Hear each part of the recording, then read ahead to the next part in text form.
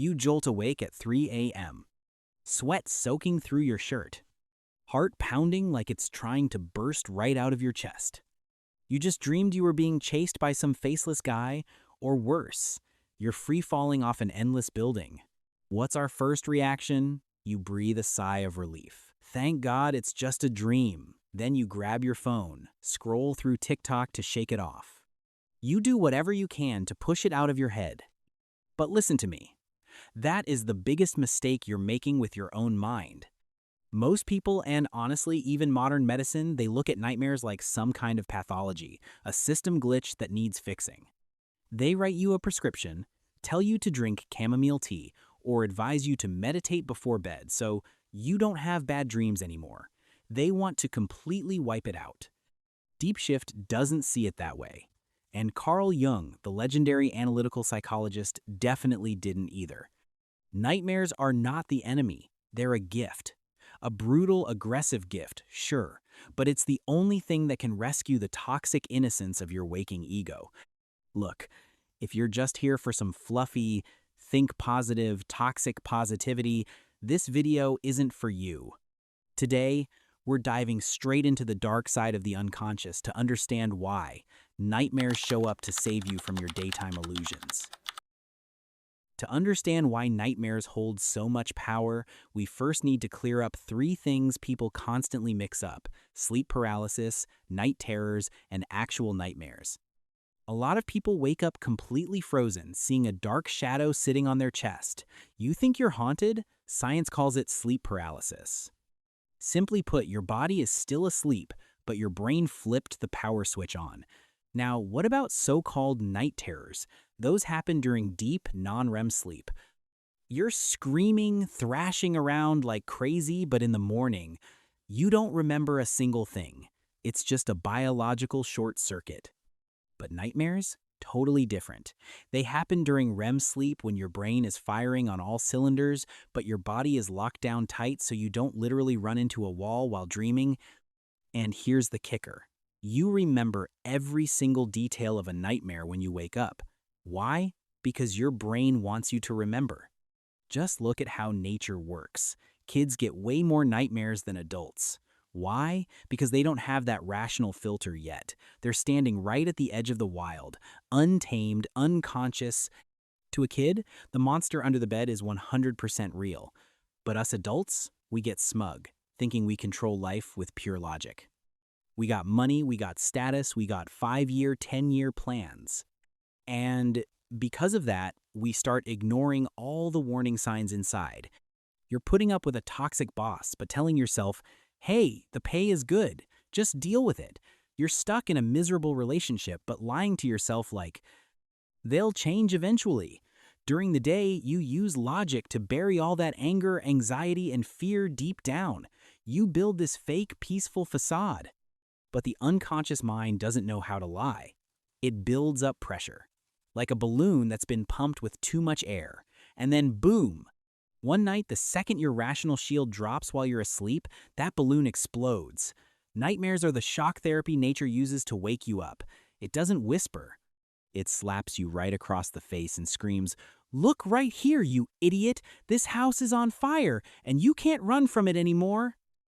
In Jungian psychology, there's this core concept called the shadow.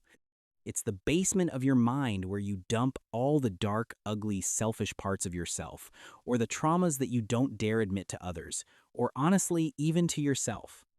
During the day, you put on this perfect mask, the persona.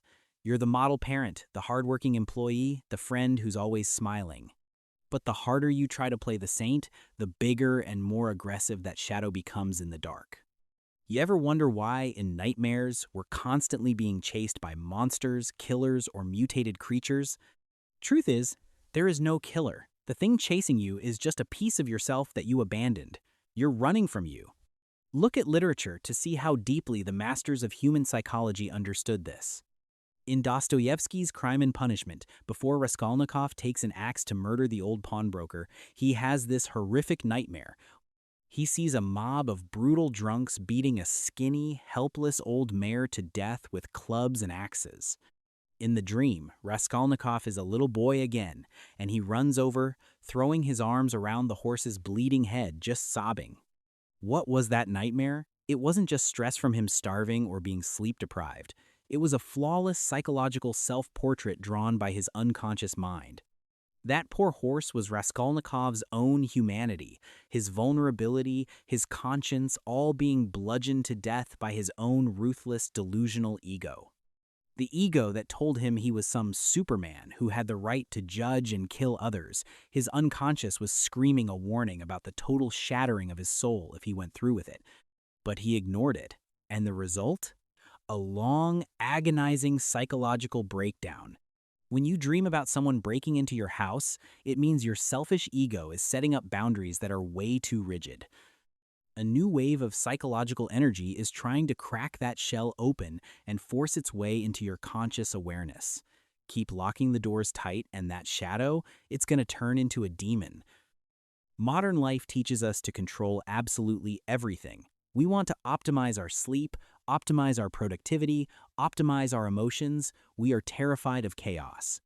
But Stoicism has this beautiful mindset. Amor, Fati, love your fate, including the absolute worst parts of it. And nightmares? They are exactly the kind of chaos you need to bring back order. Carl Jung once said something that gives me goosebumps every single time I read it. Dreams show us the unvarnished, natural truth. They give us back an attitude that accords with our basic human nature when our consciousness has strayed too far from its foundations and run into an impasse. What does that actually mean? When your life is totally skewed to one side, like if you're being way too arrogant or way too cowardly, a nightmare steps in to do some heavy lifting. It's what Jung called compensation. If you're full of yourself during the day, you're going to dream about standing naked in front of a massive crowd or failing a test miserably at night. It drags your inflated ego right back down to earth. On the flip side, if you're living in total fear during the day, your night is going to force you to look a monster in the eye. It's not trying to drown you. It wants you to evolve. This is the absolute core of individuation, the journey to becoming a whole person, not some fake, picture-perfect version of yourself. A whole person is someone who knows they have an angel inside them, but also knows exactly what kind of demon they have chained up in the basement. So now, what are we supposed to do with these nightmares? Keep living in fear? Pop sleeping pills just to hide from them? Hell no, you learn to have a conversation with them. Jung left us this incredibly powerful tool called active imagination. And look, this isn't some relaxing, fluffy mindfulness meditation. This is a straight-up, wide-awake, face-to-face dialogue with your unconscious mind. Next time you bolt upright in bed because of a chase nightmare, do not turn on your phone. Just sit there in the dark, close your eyes, and deliberately go right back into that dream scene.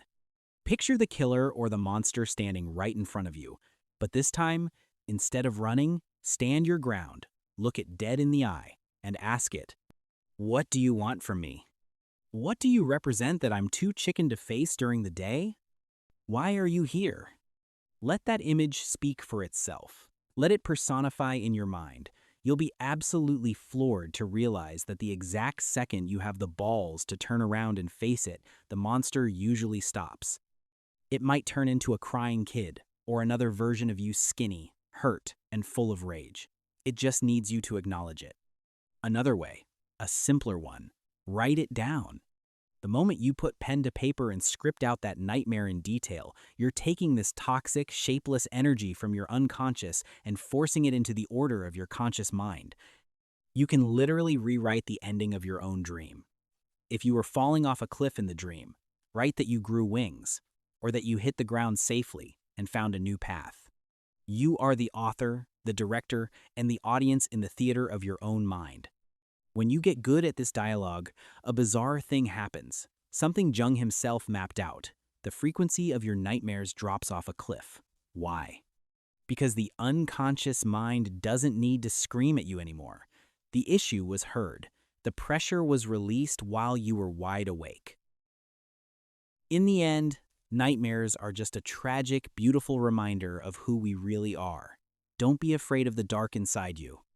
A person only becomes truly strong when they have the guts to look into a mirror reflecting their ugliest parts without flinching. The day is for living, but the night, The night is for understanding. Don't let those 3 a.m. screams go to waste.